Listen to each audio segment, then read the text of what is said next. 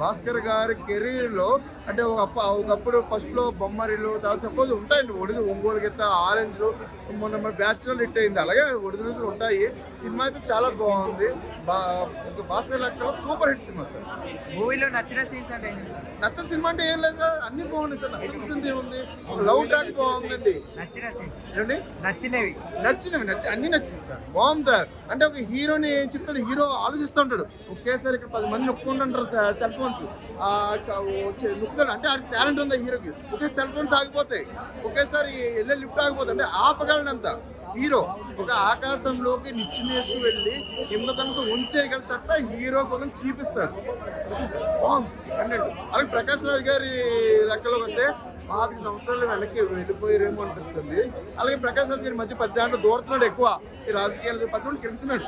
అంటే ఎందుకు కెలుగుతున్నాడు, ఒకవేళ ఆయనే ఒకవేళ డైలాగ్ రాయించుకున్నాడు అనిపించింది. ఎందుకంటే పక్కోడి పప్పులో ఏలు పెట్టి వాసు చూసే రకం అని చెప్పి ఆయనకి అంటే వెనకాల డైలాగ్ వస్తూ ఉంటాయి, పక్కన అంటూ ఉంటారు అందులో. అంటే ఒక ఆయన గురించి రంగు అది కరెక్టే. మరి పక్కన పాప ఏలు పెట్టి తిట్టించుకుంటున్నారు కదా ఆయన. అంటే తిట్టించుకున్నాడంటే ఆయన చేసేది ఓ రంగు మంచిదే మరి ఓ రంగా. కానీ మంచి సినిమా సార్. సబ్జెక్ట్ బాగుంది. మీరు ఎవరు వేరే వాళ్ళు మాట పట్టించుకోవద్దు. మంచి సినిమా. శుక్రవారం విడుదలైన సినిమాలో నాకు అది సినిమా చాలా బాగా నచ్చింది.